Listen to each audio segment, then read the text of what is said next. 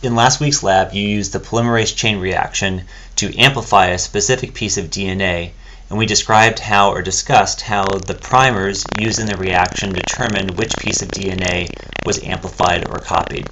Before next week's lab, I want you to use a database called NCBI, the National Center for Biotechnology Information, to find the sequence for this gene that we're amplifying.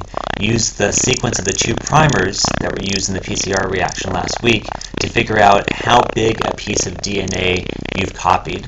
Because what we're going to do next week is something called a restriction enzyme digest, and in the following week we're going to run your pieces of DNA out on a gel, and we'll need to know how big these pieces of DNA are expected to be.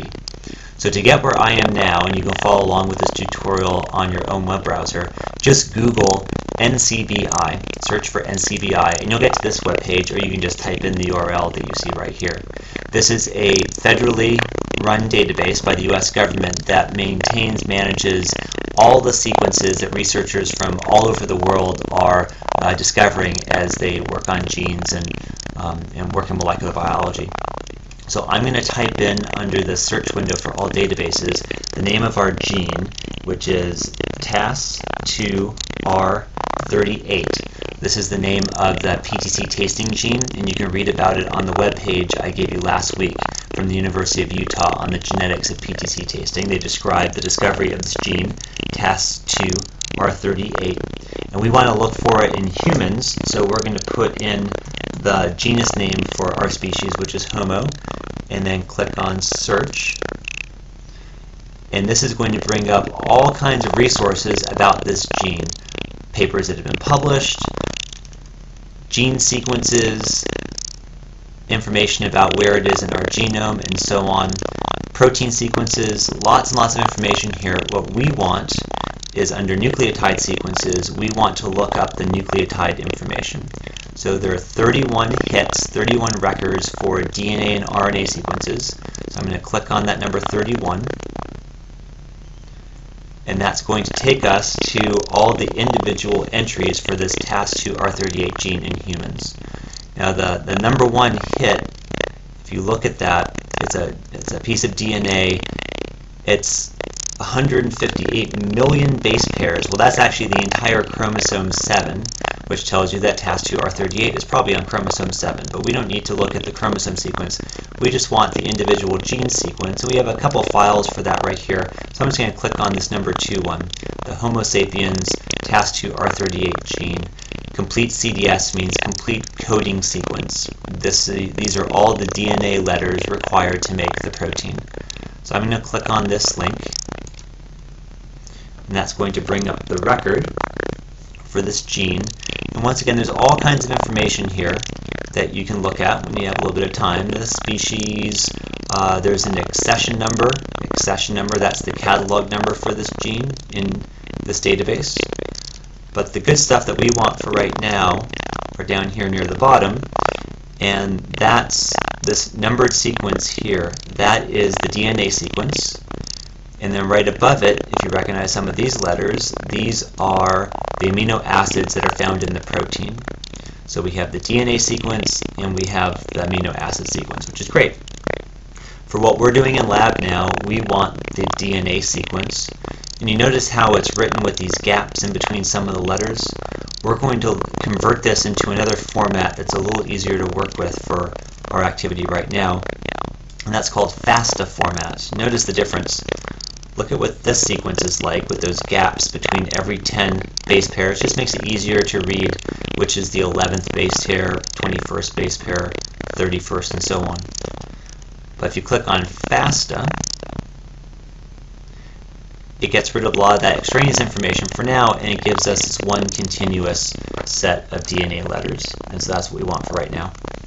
Now, if you go back to your assignment for this week, you'll see the primer sequences that we've used. So these are the pieces of DNA that define where the PCR reaction is going to take place. So presumably these primer sequences, both the forward primer and reverse primer, are found inside this gene. So let's look for the forward primer first. We want to know where in the gene sequence does this primer anneal. So I'm going ahead and copy that sequence, come on over to our FASTA sequence, and notice on the right hand side there's a feature that says Find in the Sequence. So we're going to click on that, and that's going to bring up a little search field down below. I'm going to paste in the sequence I just copied from this Google document in this sequence here, which you'll have access to on your assignment page, and click Find, and there it is. So that's where our first primer is going to anneal. Now what I recommend at this point would be to take this sequence and cut and paste it into a Word document or into a text editor so that you have a record of where that sequence is. This is where the first primer is going to fall, and the PCR reaction is going to amplify everything, including that sequence, and then to the right until we get to our other primer, and that's going to define the right side or 3' end of our PCR product. Remember that DNA is written 5' to 3'. We learned that earlier in the semester. So this would be the 5' end of the sequence.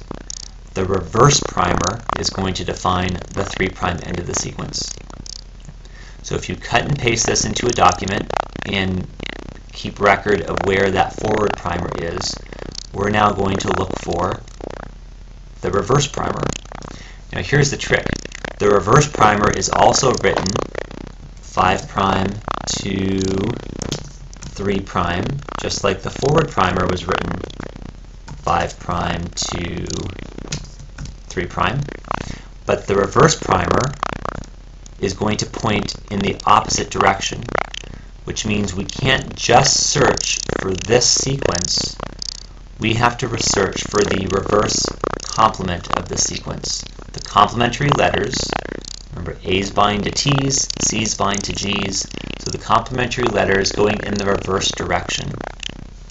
And this may seem a little confusing at first, and we'll talk about this concept of reverse complement more when we get back into lab. But for now, to find this reverse primer sequence in here, or to find this reverse primer sequence on this side of our gene sequence, we need to determine the reverse complement of this. And there's a simple way to do that. There are a lot of free tools online for doing this. I just Google searched reverse complement and came up with this tool. I'll link this on the assignment page as well. And all we're going to do is take our reverse primer sequence. So I'm going to copy that, paste it into this window, and I'm going to convert the DNA sequence into its reverse complement. Submit. And you notice there are some choices here, but I'm going to convert it into its reverse complement. Click on Submit, and we get an output. And so that's the reverse complement sequence. That is the exact sequence we'll look for in our gene. So I'm going to copy that, come back over to our gene, get rid of our forward primer, paste in the reverse complement of our reverse primer, and that should be around here somewhere. Let's see where it is. There it is, perfect. And now you know where the reverse primer is. And our PCR product is going to be everything between the forward primer, which hopefully you've made a note of, and the reverse primer. If you count up the number of base pairs from the extreme 3' end of the reverse primer to the extreme 5' end of the forward primer, just count up the letters. And if you have these in a Word document, you can have the Word document do that for you, right? Because Word has a word count feature. Count up those letters, that's going to be the size of your PCR product. Okay. One last thing we need to do. During next week's lab, we're going to be using what's called a restriction enzyme. And the restriction enzyme we're going to use is FNU4H1. This is a restriction enzyme that cuts DNA at very specific sequences. And that's the sequence that FNU4H1 will recognize and then cut. And I'll give you a video on restriction enzymes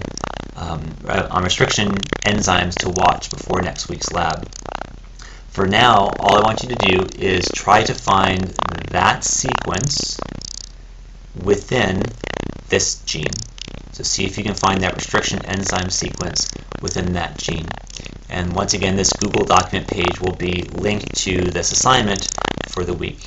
So you'll have an assessment page where you'll need to enter in the size of the PCR product that's produced by these two primers, and then I'll ask you to determine the location of this sequence as well. And I'll give you some good practice using NCBI, looking up genes, looking for sequences within genes, and we'll build on this information next week when we get back into lab.